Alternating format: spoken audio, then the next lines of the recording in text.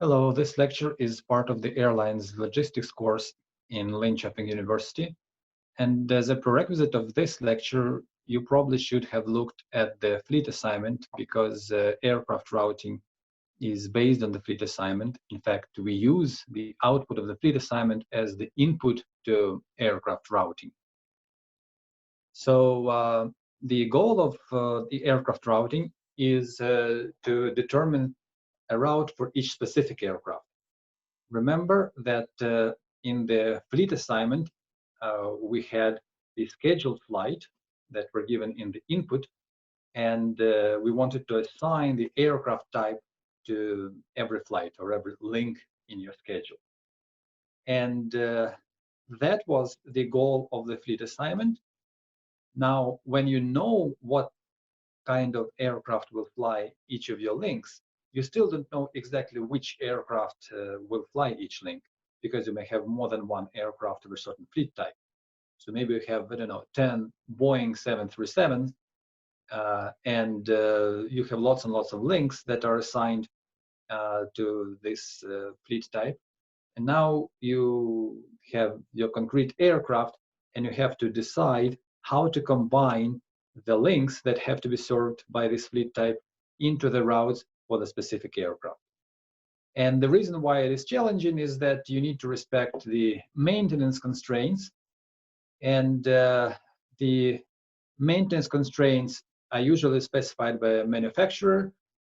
They can be given in terms of the number of flights, or in terms of the time you have flown, or in terms of the time you've been in operation. Now, the most common maintenance which is taken into account when doing aircraft routing is the so-called A check, which is typically done overnight within a few hours at a maintenance station. So in addition to these A checks, which have to be done, well, approximately once per week or so, there are also these other types of checks, B, C, and D, which are done less frequently, but are more thorough. We don't touch them. We are talking mostly about these A checks. And here is a figure from the textbook. It shows a typical example of an aircraft route.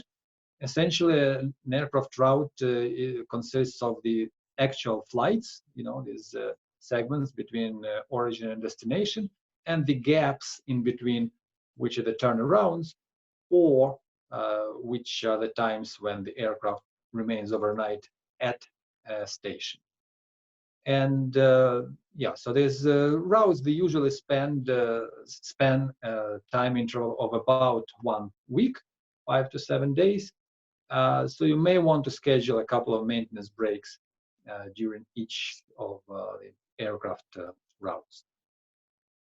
So yeah, so the flight block is essentially the time when the aircraft is between the gates, and while the aircraft is standing at the gate between arrival and departure, the aircraft is under the turnaround process, and there are lots and lots of things that have to be done during the turnaround.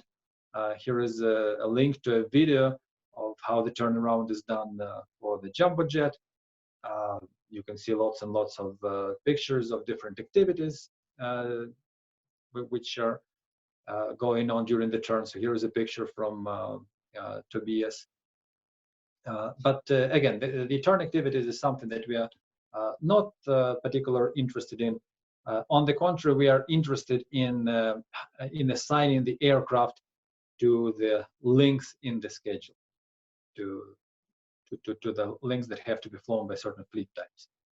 Now, remember that when we were doing fleet assignment, we associated different aircraft types with different colors. So this would be our network for fleet type 1, this would be our network for fleet type 2, this would be our network for fleet type 3, if we have 3 different fleet types. And after the fleet assignment is done, we know which links in our schedule are assigned to each fleet type. So again, similarly to the single type airline case, the case we considered in the very beginning of the fleet assignment, when we had airline with only a single type of aircraft, for which the fleet assignment problem was essentially void, because we knew that we would have to assign all the links in the schedule to the single aircraft type. So we're coming back to that, and now looking at each network separately. So we have our network for a certain fleet type, and we temporarily forget about the networks for all the other fleet types. And just looking at this fleet type, we are trying to combine the links that have to be served by this fleet type into aircraft routes for the several aircraft of this fleet type available for the airline. So we will consider a mathematical program as usual. It will be a bit different mathematical program than the one that we used for fleet assignment, and we will consider heuristic. And in general, yes, you cannot really solve the aircraft routing problem in polynomial time. You cannot solve it efficiently. It has been shown that this is kind of a hard problem in general. We don't go into the details of that. So anyway, we are looking at the network for a single fleet type. And well, this network has a certain number of links that were assigned to be flown by this fleet type. And essentially, a route for any aircraft can be represented by a vector of 0 and 1s. And the length of this vector, the number of elements in this vector, is equal to the number of links. So every element in this vector corresponds to a link, and this vector will consist of 0s and 1s, and 1 will correspond to the link being flown, and 0 will correspond to the link not being flown by this particular aircraft type. So here is an example of a time-expanded network with whatever, probably 9 links, right? 9 links, and here are some numbers assigned to these links. And here is an example of a route. So this route has 0 for link 1, so it doesn't fly link 1. It has 1 for link 2, so it does fly this link. Then it has 1 for link number 4, here it is. And then it has 1 for link number 9. And link number 9 is its remaining overnight arc. So essentially, this route represents a route for the aircraft that stays overnight in this airport, flies to this airport, stays on the ground, flies back, and then stays overnight at this airport. So that's just an example of a route, and it's represented by this vector of 0s and 1s. Here is another route, also a vector of length 9 in this case, because we have 9 links.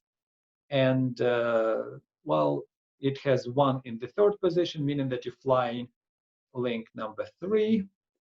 It also has 1 in the 5th position, meaning that you're flying link number 5, and it has 1 in the 7th position, meaning that you, well, quote unquote, flying link 7, staying overnight at this airport. So this route represents a route like this vector represents a route like this. You fly from here to here, from here to here, and then stay overnight. Okay, so this is the correspondence between vectors of length L and routes. Every route can be represented by a vector of length L with 0s and 1s. And what you do is that you form a matrix of all possible routes that you can think of. So you fill in this huge matrix. There can be lots and lots of routes. And yes, any column in this matrix represents a route. And you have to pick up a certain number of columns, or in other words, have to pick up a certain number of routes to be flown by your aircraft. Okay, how do you do that? Well, probably you guess that since we had a matrix, the matrix would be used in a mathematical program, and the mathematical program has decision variables, and the decision variables are 0s and 1s, as is often the case. The number of these variables, or the length of this vector of decision variables is equal to the number of rows in this matrix, or the number of routes that you have created, the number of potential routes that you have created for your aircraft. So what you want to do is you want to pick a certain number of routes to cover all the links in the schedule, and this is how you write it out. So you're saying that when you multiply this matrix A by the vector of your decision variables, what do you have in every row? Well, in every row, you should have a 1, because it will say that the route that corresponds, some route that corresponds to one of the picked routes covers the first link. So again, in this matrix A, you have routes along the rows and links in your schedule along the columns. And this essentially says that out of all the routes that have link 1, at least, well, not at least, exactly 1 should be picked by your decision variables, so that link 1 is covered by exactly 1 route. And similarly for every other link, for every other row here, which corresponds to every row in this matrix, you have to pick exactly 1 route that covers that row, or that covers that link. Okay. And another constraint that you obviously have in your program is that the total number of routes that you pick should not exceed the number of aircraft of that fleet type that are available. Note that we don't have this NF here, because we are talking only about a single fleet type. So N denotes the number of aircraft of this blue fleet type. So this is the mathematical program for the aircraft routing. And if you solve the program, then you solve the aircraft routing problem. Okay. Here is a picture from the textbook. Again, it shows, well, the same matrix that we were talking about. You have different flights or links along the rows, and you have different routes along the columns. And yes, and you have zeros and ones that represent certain route. The route is a column of zeros and ones, just as we had. And on the right-hand side, you have the vector of all the ones, again, just as we had. So if you want to look in the textbook, you're most welcome to do that. They have the same representation. There are a few things. So this is again from the textbook, the mathematical program. There are some things that maybe not necessarily correct in the book. So I'm not sure what small and capital T mean here. And then when they're picking all the routes, the total number of the picked routes, well, it should probably not exceed the total number of available aircraft. It should not be necessarily equal to 1, the total number of picked routes. This thing shouldn't be equal to 1. It probably should be at most n, as we had. But anyway, that's the mathematical program that they have in the text. You can also look at the MIT lectures on the aircraft routing and see how the things are, well, as usual, similar but slightly different from the way that we are treating them. I will not go into the details of these few slides. You can do it yourself. Okay, so that was the mathematical program for the aircraft routing. Let us now look at a couple of heuristic solutions for the aircraft routing. In fact, we will look at only one heuristic, but it can lead to the whole family of heuristic solutions. So here again is an example from some reincarnation of TNFL 01, back from Tobias, an example of time-expanded network for fleet assignment. So you have your flights and between 3 airports in this case, and then After you're done with the fleet assignment, you have colored the flights in this schedule by different fleet types. So this is the output of the fleet assignment. And now for the aircraft routing, you again concentrated on a single color. And there could be several ways, several heuristics, how you would combine these routes into, would you combine these links into several routes for the aircraft. And one heuristic is to do the earliest departure first. And by departure here, we mean just an actual departure from one airport to another, and but also the remaining overnight arc. Again, it's a quote-unquote departure.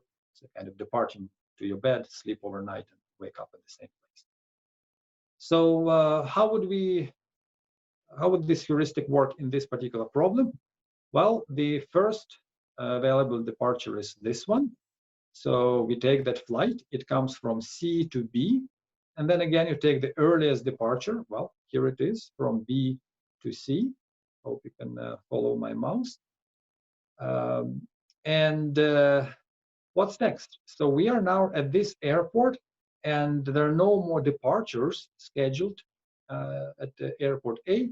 So we take the next earliest departure, which is essentially the remaining overnight arc to this departure.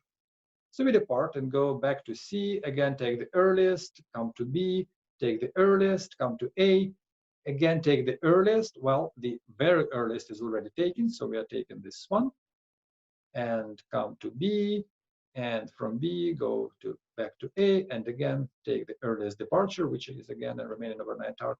And here is yet another one, quote-unquote departure. We stay overnight, and we have combined all the links in this schedule, well, actually into a single route. Of course, this is a very long route. You stay overnight, what, 1, 2, 3, 4 times.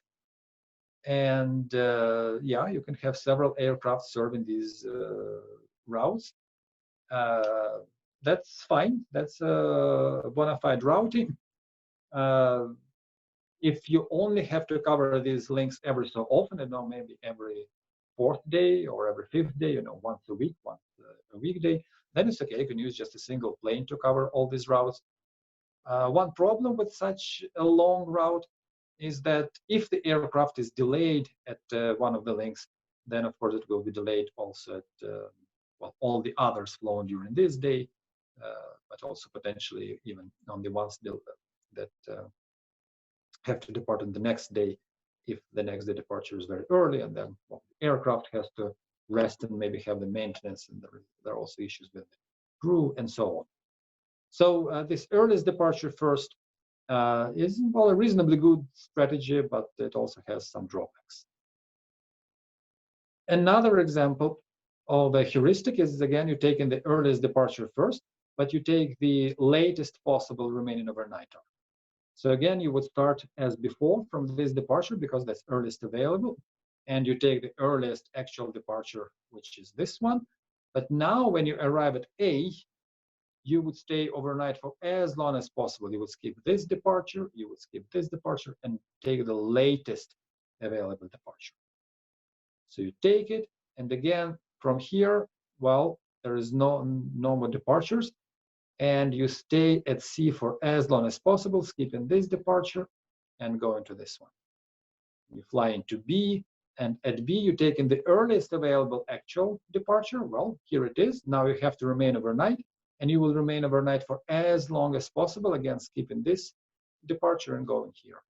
Then from here, from B, again, you depart back to A, take, well, the one and only remaining overnight arc, and then from C, again, you take the, single available by now remaining overnight arc. So here is another route for an aircraft with the same links. They are kind of more robust solutions with the earliest departure and later on, because you can spend longer time at the maintenance if needed overnight. But in principle, you may need more aircraft in comparison to the earliest departure and earliest remaining overnight. You can also have something like you can cover all the links by several routes for several aircraft. So maybe this would be one aircraft, and this would be route for the other aircraft. I don't know if I made it more clear or not. Maybe it's clear this way. So here we have two aircraft covering the same set of links. Well, they're flying by these disjoint cycles. There are also several good things about routings like this, but the bad thing is that the aircraft flying different routes, in particular different length routes, will be wearing at different rates. So you would have to replace one aircraft with the other, or maybe swap them, and so on. But anyway, that's yet another strategy for, yet another heuristic for aircraft routing. Now, if we'll look back at the earliest departure first, the idea with this heuristic was that you want to serve as many links as possible with a single aircraft. So you're trying to serve as many links as possible with one aircraft, and the remaining links, again, out of the remaining links that you didn't serve with the first aircraft, you're trying to serve as many as possible with the second aircraft. Overall, trying to use as few aircraft as possible. And I put in this minimization in quotes because this is only a heuristic. You're not necessarily finding the real minimum. And when we are looking at the daily schedule, which is the focus of this course, when you have to come back to the same airport for the maintenance, maybe this is the hub, maybe you have to sleep at night at the same base for the pilots, or whatever. We know that the problem that we want to solve is this one. You are given your network and a single aircraft, and you want to serve as many links as possible with the one and only available aircraft. Maybe you cannot fly all the flights, but you still want to fly as many as possible. So this is the problem that we considered in the fleet assignment, our very first problem, actually, the airline with a single aircraft. You have one aircraft. You want to serve as much as possible. You know that we can solve the problem using the mathematical program. In fact, you know that you not only can solve the feasibility problem, checking whether you can fly all the links of the schedule, but assuming that you cannot fly all the links, you can even maximize the number of links flown. You just need to add the objective function like this. And well, here is an example that we considered back then with the earliest departure first. So all in all, we know that earliest departure first, just as a mathematical program, solves the feasibility problem, but it does not solve the optimization problem. There are cases when the earliest departure first doesn't give you the maximum number of flights that can be flown with a single aircraft. And I think that, well, all the groups that have passed homework one did well on the problem on homework one that where you wanted to come up with a schedule that for which the earliest departure first doesn't work, in the sense that it doesn't serve the maximum number of links. Okay, so earliest departure first doesn't always work. What does work? How can we maximize the number of flown flights? Well, again, we can do the mathematical program. The reason why this is not a very efficient solution is that this mathematical program has integer variables, binary variables. XLs are zeros or ones, as all the variables that we had in our mathematical programs for the fleet assignment and also for the aircraft routing that we just looked at in this lecture. And in general, there is no way to find the solution to such problems efficiently. So we have to try something else. We have to try to find other ways to maximize the number of flights that can be flown by a single aircraft. And a solution can be found via something that we have covered in NSL 20, in the basic logistic algorithms course. We can find the solution by finding the longest path in a directed acyclic graph with the help of topological sort. And I will now run through some of the slides that you may remember from the BLA, the Basic Logistic Algorithms course. But they are also here partially for historical reasons, because I was looking at these problems first in TNFL 07, and then TNFL 20 was established. So we go into these kind of problems more deeply in TNSL 20. You had them on the homework and on the exam. But when applied to the aircraft routing, essentially what we are looking for, we are looking at the daily schedule. So we can remove the remaining overnight arcs and take the airports one by one and think, well, if I stay overnight at this airport, what is the maximum number of flights that I can fly with my aircraft during a day? And then if I stay at another airport, what is the maximum number of flights that I can fly during a day? And if I stay in this airport, what's the maximum number of flights? And then you can take the maximum over all airports and also decide what is the airport at which you have to stay overnight in order to get the maximum number of flights flown by your one and only aircraft. Okay, so you know what the graphs are, what are directed and undirected graphs. We had lots and lots of examples of graphs. We had graphs with cycles, we had graphs with directed cycles, and without directed cycles, which were called of directed acyclic graphs. We looked at some fun examples of directed acyclic graphs with precedence constraints, and we looked at topological sort, which is the numbering of the vertices that respects the arrows. Essentially, any arrow points from a lower number to a higher number, no matter which of these arcs you look at, which is sometimes called linear order. That's again just to remind you what we looked at in BLA, meaning that in directed acyclic graphs you can arrange the vertices or the nodes on a line, and all the edges will point from left to right. So here is the linear order for one of the examples. Now, to find the linear order, we looked at sources and sinks. Again, I'm not going to remind you what they are. We proved that every directed acyclic graph has a source and has a sink.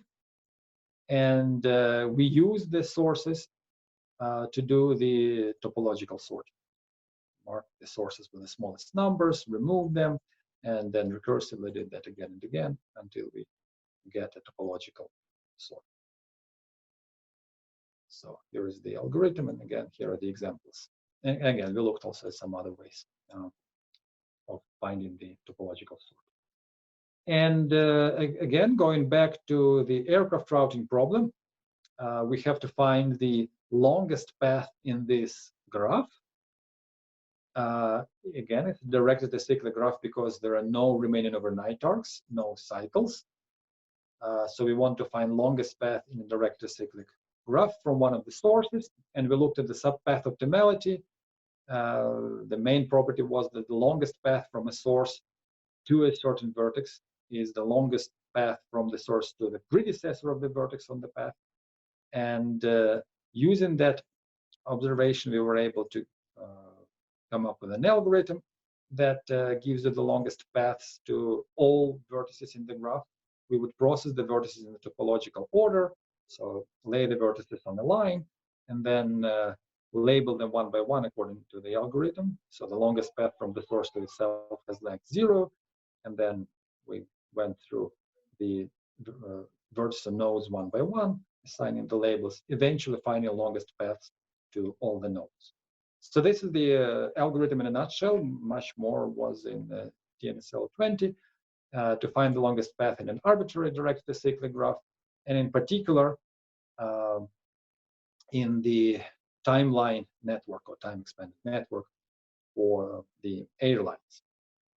And one observation is that, well, we can use the topological sort to find the linear ordering, but in principle, if you remember, we assumed that no two operations, and an operation is a departure or arrival. By arrival, we actually meant the ready time when the aircraft has done the turnaround and is ready for the next departure. So we assumed that nowhere in the network two operations happen at the same time. In particular, no two departures happen at the same time, and you can just have the topological sorting by the departure type. So that's just convenience. Okay, we're not just looking for the longest path starting from a certain airport. We also want the path to end at the same airport from which it started. So as I said, you go airport by airport and check what's the longest path from the airport to itself. But all in all, you can do the aircraft, well, not the aircraft routing, you can find the route that covers as many links as possible with a reasonably simple algorithm, not resorting to the mathematical programming, which is actually a hard problem. So yes, that would be a daily schedule. And that's just a summary slide that you can maximize the number of flights flown by finding the longest path in direct acyclic graph. Okay, these extensions we looked partially looked at again in BLA. So for graphs with cycles, you cannot find the longest path efficiently, but you can find the cycle. You can also have weighted directed acyclic graph. In fact, in one of the problems in homework 1 in the fleet assignment, we have this question when different links had different quote-unquote weight or profit that they represent for the airline, that they give to the airline, and you wanted to find the longest weighted path, or the path that gathers up the most profit out of the links that need to be flown by certain aircraft type. And yes, this algorithm extends also to find the longest path in weighted graphs. That's a simple extension. You can also find the shortest paths, the shortest weighted paths in direct acyclic graphs like that. So here again is example of a DAG. We looked at this graph of activities done during the turnaround process. And as any project or any activities graph, it should rather not have cycles if it's the graph of precedence constraints, because if you have a cycle, then you don't know where to break the cycle. You have to do this before this, before this, before this, and so on. Just to give you a brief look of how these things are used in other places, I will show you. We will show you the slide from MIT. So here are a few slides from the MIT course. Again, they use cyclic directed networks, so direct acyclic graphs, and here are some examples and definitions of what they are. So again, they show efficient algorithms for finding, well, they're actually finding shortest paths. So they're doing something different than finding shortest paths. And they, again, doing the topological ordering and topological sorting. That's the same thing as we did. And they look at these networks that are topologically sorted. And here is, again, an algorithm of how to do a topological sort. I guess that's kind of the same algorithm, source removal, as we had. And after, well, here is the description of this algorithm. And after that topological sort is done, they are finding certain paths, constrained paths in these networks. They are finding constrained shortest paths, so this is slightly different application. If you want, you can look at the details. We will not stop on that too much. Yes. Just browsing the slides that they have, again, on the directed acyclic graphs. So back to our lecture. Yes, direct acyclic graphs have many applications. And just to finish our lecture, remember that you do aircraft routing type by type. So you have a separate network for every fleet type. And when you're doing the aircraft routing for an aircraft of single fleet type, well, this is very similar to the fleet assignment questions that we asked when we looked at the airline with a single fleet type. There is no efficient solution, but there is a mathematical program that gives you exact solution, but not necessarily very efficiently. And there are a few heuristics that are efficient but do not necessarily give you the optimal solution. And that's the end of the aircraft routing